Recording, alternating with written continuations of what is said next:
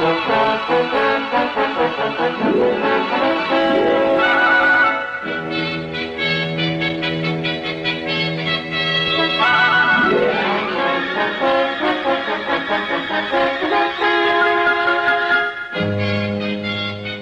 British policeman is a friend to all except the criminal.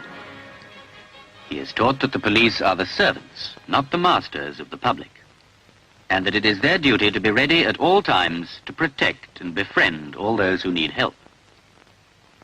Whatever the trouble is, people know that the policeman will deal with the situation efficiently and without fuss.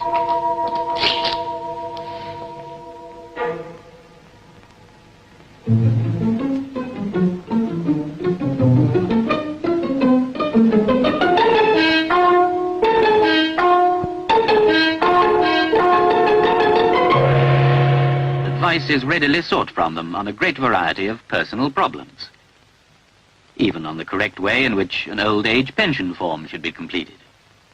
Nothing is too trivial, nothing is too serious for his attention, and he thereby becomes a good friend of the people. They have learned to trust and respect him.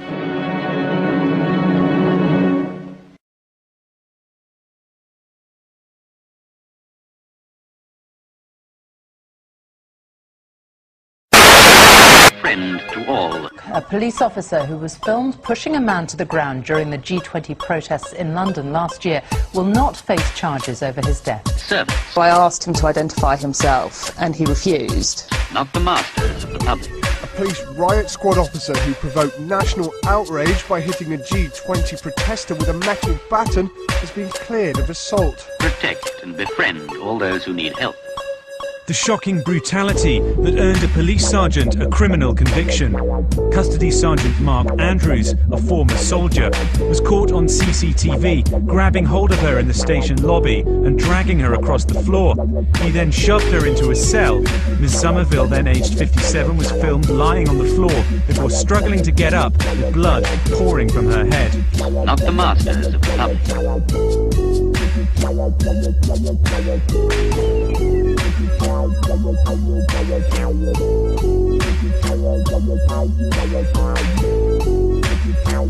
This is all good for you. You do not have a right to come up and start using my camera. I'm not pushing you. You did. Shut up. And the camera's on. What? Shut up. A good friend of the people. Trust, trust, trust, trust, and respect him. Now, the Metropolitan Police are facing a compensation bill of £250,000 after admitting a raid on a climate change group the day after the G20 protest last April was illegal. Police burst into the Convergence Centre in East London carrying taser guns and handcuffed protesters face down. The Metropolitan Police Commissioner admitted it was unlawful to arrest, search them and force them to be recorded on film, but he refused to apologise. Protect, and befriend all those who need help. A patrol car chased a 17-year-old driver down country roads in Monmouthshire after they spotted him failing to wear a seatbelt. He was reportedly followed for 17 minutes. When they caught up with him, the officers smashed his windows and kicked in his windscreen. Efficiently and without fuss. The incident is being investigated now by the Independent Police Complaints Commission. Servants. It was a defining moment in British policing when two firearms officers walked up to a passenger on the London Underground and shot him in the head. Protect. Shut up and listen to me. Okay? You remain custody now, and you will be quiet and you will listen. Not the masters of the public. On my throat! Camera recording. And then he sort of came to me and sort of pushed my head down. When he stood me up, he put his hands around my neck. Not the masters.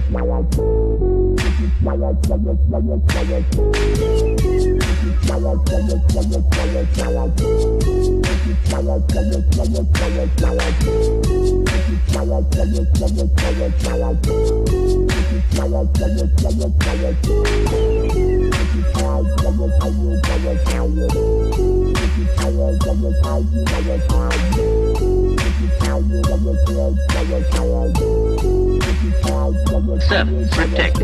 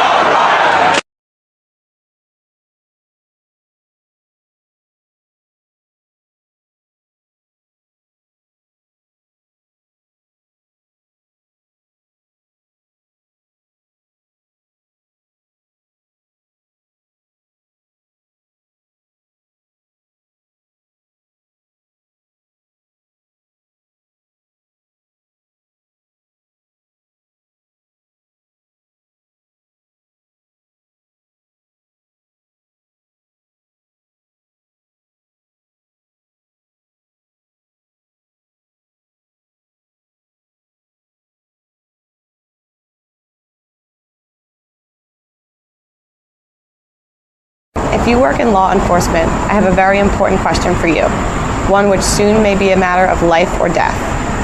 I'm sure some people become police officers just so they can boss other people around. But I'm going to assume here that you mean well, that you want to be one of the good guys. In which case, my question is this. Is there anything the politicians could enact into law that you wouldn't enforce? Is there any order that you would refuse to carry out? Or will you do absolutely anything your bosses tell you to? You may be comfortable in assuming that you'll never receive an order to do something truly immoral. But the fact is, with every order you receive, you have a choice between obeying without question or relying on your conscience.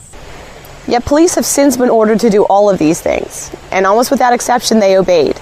So it's not unreasonable to ask, is there any point at which you will draw a line and say, no, that I will not do? And if you won't draw such a line anywhere, if you will do absolutely anything your political masters tell you to, how are you any different from the enforcers of Soviet Russia, Red China, or Nazi Germany? You may be tempted to say, I don't make the law, I just enforce it. Or to argue that if some legislature, court, or some authority above you says it's okay, then it must be. But keep in mind that this is exactly what the thugs of every tyrannical regime in history said to justify their actions. And how do we remember those people now? As courageous, noble law enforcers? No. Unless you want posterity remembering you as a heartless, mindless pawn of oppression, then you'd better decide, and decide now, where you will draw that line. Unfortunately, there's little indication that most cops have any line at all. The incidents of police officers refusing to inflict injustice upon the people are extremely rare. For the most part, cops seem completely incapable of disobeying immoral orders, and instead do what the enforcers of every other authoritarian empire have done, inflicting harm on innocent people whenever and however those in power tell them to, while accepting no personal responsibility for their actions. I hope you are better than that. Now, if someone is actually harming someone else, of course you have the right to use whatever force necessary to stop the attacker and protect the innocent. But that would be the case even if you had no badge and no uniform. But when you try to arrest someone who hasn't threatened or harmed anyone else, but has only disobeyed some arbitrary regulation, then you are the one initiating force. You are the one starting a fight. You are the bad guy. Of course, the message you'll get from your superiors, the politicians, and your fellow officers is that it's not your place to decide which laws to enforce, and that as long as you faithfully follow orders, that you can't be held personally responsible for doing as you're told. But that is a lie, a horribly dangerous lie.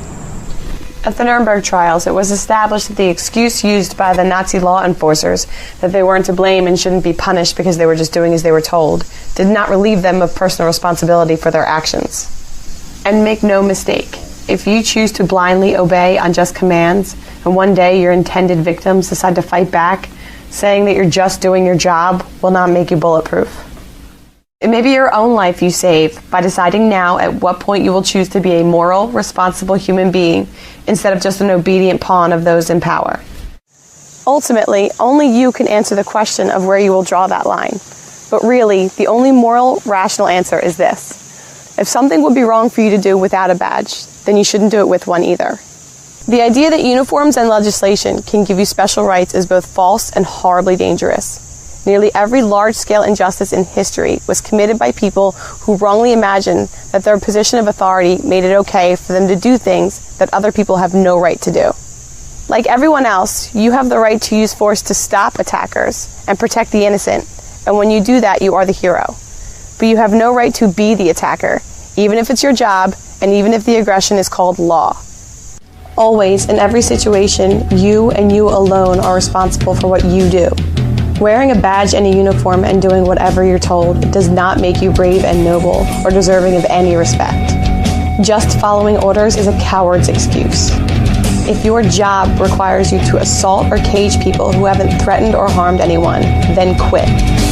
Being an actual protector, doing the right thing no matter what anyone else says, even if it means disobeying orders and breaking the law, that takes courage and integrity.